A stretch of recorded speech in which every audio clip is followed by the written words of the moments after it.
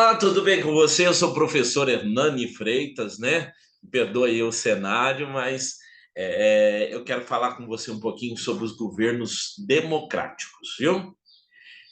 Para ajudar um pouquinho você no vestibular, para ajudar você um pouquinho nas provas, né?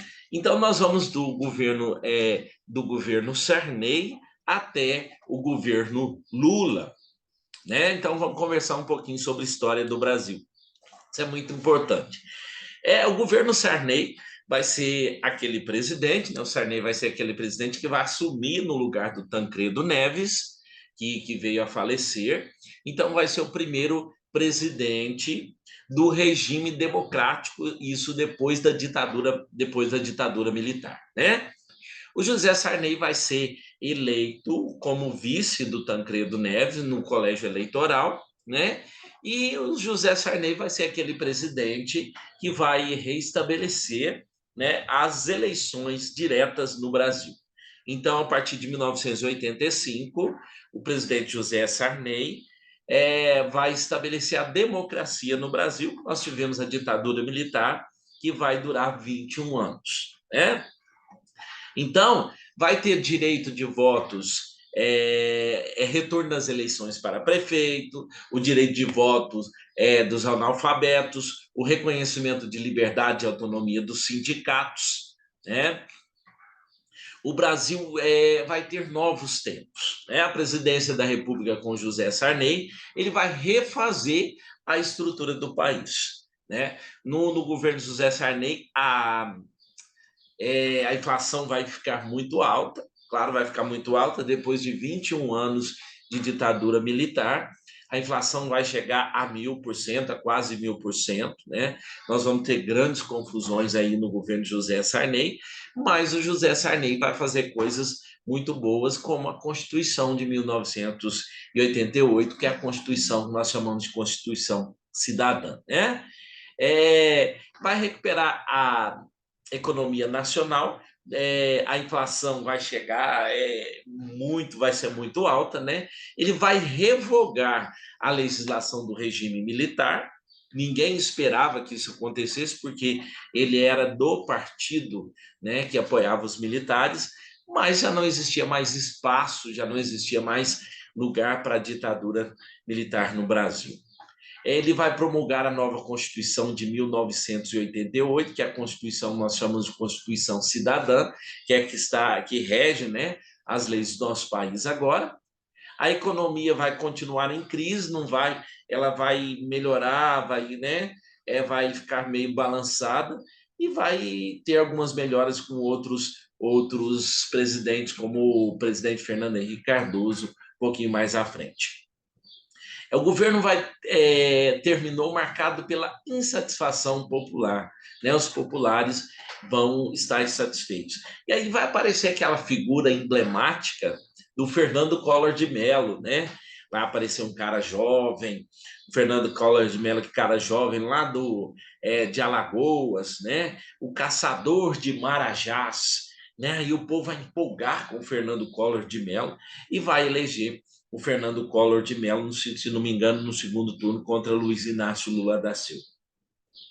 Após 30 anos sem eleger um presidente, em 1989, os brasileiros elegem, então, o Fernando Collor de Mello, Fernando Collor de Mello, que se apresentou como um político preocupado e que queria modernizar nosso país, que ia modernizar, defendendo a privatização e ele chamava a atenção do povo, né? Ele ia lá visitar a Fórmula 1, ele estava lá no meio do povo, ele ia visitar lá o metrô, ele entrava lá na cabine com os maquinistas, né? E aí ele fazia tudo aquilo que o povo queria ver, que não via desde antes da ditadura militar lá de Juscelino Kubitschek e outros, né? O novo governo vai tomar medidas para combater a inflação que estava chegando a 2.700%. Então, em 1990, o Collor vai criar o Plano Collor e vai bloquear 80% do dinheiro que circulava no país. E o povo vai ficar muito bravo, né? vai ficar muito bravo. Nós temos aí a ministra Zélia Cardoso de Mello, que vai fazer essas mudanças. Essa mudança não vai pegar muito, então o Collor vai sofrer impeachment também, né? O Collor vai fazer a extinção da moeda vigente, que era o cruzado, e restabelecer o cruzeiro. E ele, após 2 anos de mandato, foi feita acusações de corrupção contra o governo Collor de Mello, né? A própria família Collor, o seu irmão vai acusar o Fernando Collor de Mello. Vai ser também aí no governo Collor que vai criar o ECA, Estatuto da Criança e do Adolescente. Em 2 de outubro de 1992, o Collor vai sofrer o impeachment e o vice Itamar Franco vai assumir. O vice Itamar Franco, que foi senador, governador de Minas Gerais, e vários outros cargos na política brasileira, né? E dentro dessa bagunça aí do governo Collor, nós temos o chamado PC Farias, que está dentro de toda essa corrupção e vem a ser assassinado durante o governo Collor. Então, se você quiser saber mais sobre esse entrave aí do PC Farias, você dá uma pesquisa aí, né? Dá uma pesquisadinha aí. Vai ter aí, nós vamos ter aí os estudantes que vão, aqueles mesmo povo que elegeu o Collor, vão sair para as ruas, né? Vão pedir o fora Collor, o impeachment do Collor, nós vamos chamar lá os cara-pintadas, né? Os cara-pintadas. O governo Itamar Franco vai ser de 2 anos. Itamar Franco nem queria assumir o governo, ele escondeu alguns dias, custaram achar ele para assumir o governo, mas ele vai assumir o governo. Itamar Franco era um político muito respeitado por ambos os partidos, ambas as alas políticas brasileiras, né? Aí o Itamar Franco vai convidar diversos políticos para compor o seu ministério. É lógico que ele não vai ficar com o mesmo ministério do Collor. Então, dentro desse ministério aí está o Fernando Henrique Cardoso, sociólogo, né, que vai ser nomeado ministro das Relações Exteriores e depois ministro da Fazenda. E vai ser esse mesmo cara, esse mesmo aí, doutor Fernando Henrique Cardoso, que vai implantar o chamado Plano Real, né, o Plano Real, com o objetivo de combater a inflação. Ele vai conseguir combater a inflação, ele vai criar o famoso URV, Unidade Real de Valor, né? A inflação caiu quase 50% no mesmo mês que foi implantado, em julho de 1994. A inflação caiu para 4%, né? Para quem lá no governo Sarney e outros governos estava 200%, 1000%, né? No governo Collor ela chega a 80% e ele vai conseguir fazer a inflação cair para 4%, implantando o Plano Real, que é a moeda que nós usamos até hoje. Esses resultados deram um impulso na candidatura de Fernando Henrique Cardoso, né? O Fernando Henrique Cardoso vai se candidatar para presidente da República depois que o Itamar Franco termina o mandato. Itamar Franco vai se candidatar ao governo de Minas, vai ser eleito governador de Minas Gerais, e em 1995, em janeiro de em 94, o Fernando Henrique Cardoso é eleito presidente, né? E vai ser acusado aí pelo PT, por alguns grupos, de ser um presidente muito neoliberal, né, que vai privatizar muita coisa. Na verdade, ele vai privatizar mesmo, mas dificilmente um governo que não privatiza as empresas estatais brasileiras depois do Vargas, né? Fernando Henrique Cardoso vai tomar posse em 1995, ele vai combater a inflação através da estabilidade econômica, nós vamos ter uma ligeira estabilidade econômica no Brasil, e nós vamos ter a privatização de empresas estatais, como a Vale do Rio Doce, por exemplo, e várias outras, né? Ele vai também privatizar a Telebrás. Os telefones eram caros, os telefones hoje já quase não tem mais, né? Telefone fixo passa a ficar baratinho, e aí todas as pessoas vão poder ter aí o telefone fixo em casa. Em 1997, o Congresso aprovou a reeleição para presidente, porque não tinha, e Fernando Henrique Cardoso vai ser reeleito presidente. Então, Fernando Henrique Cardoso vai ter 2 mandatos, de 1995 até 2002, né? Ele vai implantar aí a Lei das Diretrizes e Bases da Educação, em 1996, que propunha a universalização do ensino básico. Isso vai ser uma grande vitória para a educação. Fernando Henrique, que era professor, que é professor, Fernando Henrique ainda está vivo, né? Que é professor e doutor em sociologia. Então, vai dar um up na educação brasileira. Então, dessa forma, ele vai reduzir o analfabetismo e a população com mais de 10 anos de idade em 4 pontos percentuais entre os anos de 1995 e 2001, e ele vai ampliar progressivamente a inclusão de crianças e jovens na escola, reduzindo em 9 pontos percentuais a evasão escolar entre 7 e 14 anos de idade. No que se referiu à saúde, o Brasil tornou-se referência no tratamento de HIV, da AIDS, e reduziu significativamente a mortalidade infantil. Na época era ministro da Saúde o José Serra, né? O Brasil chegou a quebrar a patente das farmacêuticas do coquetel da AIDS, e isso ficou muito fácil. O Brasil passou a distribuir pelo SUS o coquetel gratuitamente. Chegou até a enviar laboratórios para o continente africano. Fernando Henrique Cardoso, os movimentos sociais, né, vão se manifestar contra a política neoliberal. O Fernando Henrique Cardoso era considerado um presidente neoliberal, que Fernando Henrique diziam que sujeitava o trabalhador à falta de emprego, a baixos salários, e vai gerar uma pauperização das camadas proletárias do país, né? Outro fator que acarretou a diminuição aí da população, da popularidade de Fernando Henrique Cardoso, foi o apagão. Né? O que foi o apagão? Nas secas, teve as secas no Brasil, e as usinas hidrelétricas causavam falhas na geração de energia, deixando vastas regiões do país sem o fornecimento de energia elétrica. Mas, durante muito tempo, o Brasil ficou sem investir nas fontes de energia, né?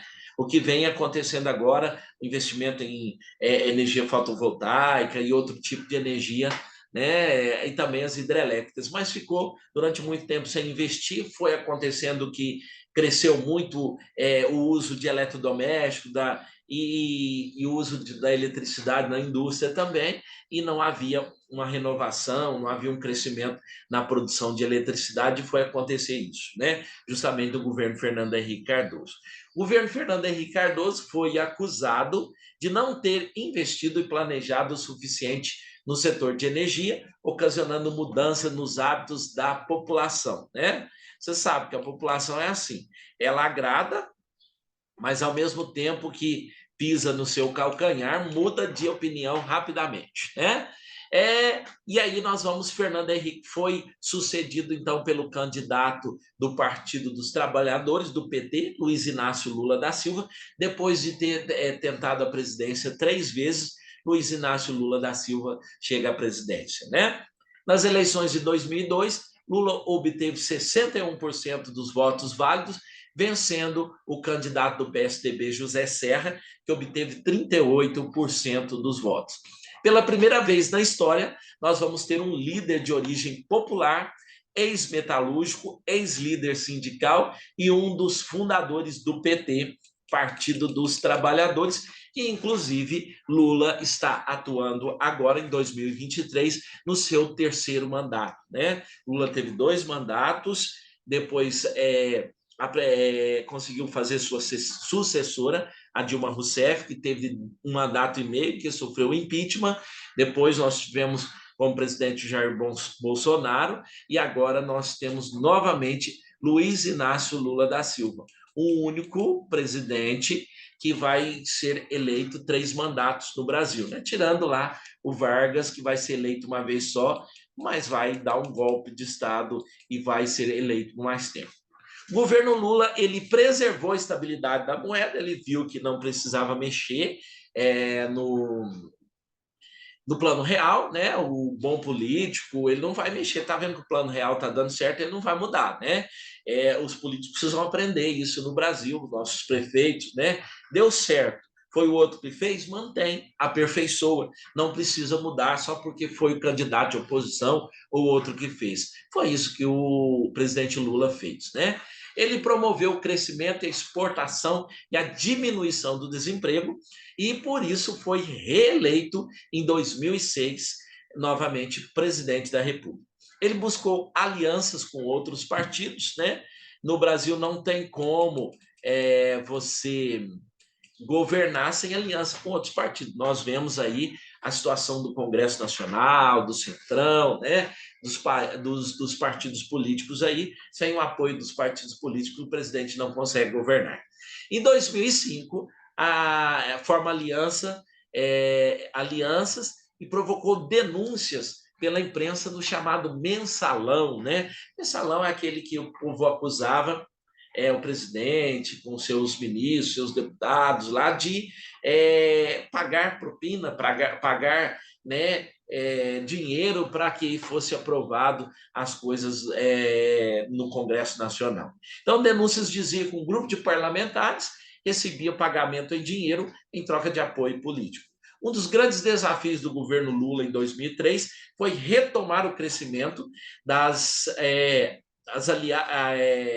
ações sociais, né, das ações sociais. Houve uma diminuição nos índices de desigualdades sociais até 2010, com a expansão da classe média. Então, a classe média vai crescer e vai melhorar muito, né? Entre os fatores responsáveis por essa melhoria, nós vamos ter um programa de transferência de renda, chamado de Bolsa Família, que foi extinto, foi retomado e por aí nessas mudanças, né? E beneficiou as famílias mais pobres do país. A expansão da educação para todos os níveis, inclusive a universidade, vai ter investimento e a criação, se não me engano, de 17 universidades no país. Políticas de afirmação do negro, dos índios, dos jovens oriundos de escolas públicas, né? O aumento real do salário mínimo, a queda na taxa do desemprego, e apesar desses avanços, o Brasil permanece, até os tempos atuais, como um dos campeões em desigualdade social, né? Nós ainda somos um país das desigualdades sociais, né? Aqueles que têm dinheiro demais continua tendo, não continua investindo, e aqueles que têm pouco dinheiro continua no mesmo patamar, mas já melhorou bastante, né? Já melhorou bastante do jeito que era há tempos atrás. O presidente Lula consegue fazer, né, a sua sucessora, que vai ser a presidente Dilma Rousseff, que então era ministra do presidente Lula, se não me engano, da economia, alguma coisa assim. Dilma foi eleita nas eleições de 2010 e assume em 2011. O novo governo preservou as ações do anterior, do Lula, até porque eram do mesmo partido, né? O salário mínimo foi reajustado acima dos índices, a destinação de recursos à educação, à construção de moradias populares, vai haver também a realização de obras e de infraestrutura, o início do chamado pré-sal, em 2013, e a população vai às ruas contra o aumento dos transportes, né? Contra o aumento do transporte público, quer dizer, o aumento das tarifas do transporte público, né? Dilma se reelegeu em 2014, houve algumas investigações de corrupção dentro da Petrobras e vai acarretar aí uma investigação pelo Ministério Público, né, da Operação Lava Jato, Lava Jato. E o clima de insatisfação contra o governo culminou com o afastamento da presidência em 12 de maio de 2016. Vai haver aí, nesse meio termo, vai aparecer a figura aí do ministro Sérgio Moro, lá em Curitiba, né? Vai aparecer aí alguns episódios e a Dilma vai sofrer o impeachment e quem vai assumir vai ser o seu vice-presidente do PMDB, Michel Temer. Michel Temer que vai assumir, né, a presidência, vai governar, então, 2 anos. Michel Temer o governo Temer vai trabalhar, vai ter uma impopularidade danada, uma corrupção, vai ter trabalhado essa questão do Lava Jato, da corrupção, né? A reforma trabalhista, greve dos caminhoneiros, que vai ser complicada, não sei se vocês lembram, pesquisam aí, nós ficamos sem ter aulas nas escolas por um dia, foi bloqueadas as estradas, né? Tinha um deputado lá que fazia umas dancinhas, gente, e teve uma confusão danada, e também tem aí os trabalhadores vão perder alguns direitos trabalhistas no governo Michel Temer, né? Vocês podem pesquisar mais a fundo aí no governo Michel Temer, né? 5 maldades aí da reforma trabalhista do governo Michel Temer. O trabalho de 12 horas seguidas por dia, né? O empregado não tem vínculo com a empresa, as mulheres deixarão de ter direito ao descanso, assédio moral e sexual será pacificado de acordo com a condição social da vítima, grávidas e latentes poderão trabalhar em lugares insalubres. Isso vai acontecer no governo Michel Temer, e aí você pode fazer uma pesquisa melhor, né? Michel Temer vai terminar o mandato e vai ser reeleito, então, né? Vai ser eleito, então, o presidente Jair Bolsonaro, que vai governar os seus 4 anos em meio a algumas polêmicas, em meio a algumas mudanças, né? Aqueles que dizem que foi um governo muito bom, há aqueles que falam que não foi um governo tão bom assim, como todo governo tem as suas polêmicas, viu? Então nós vamos parar por aqui, espero que tenha te ajudado, tenha feito você relembrar algumas coisas.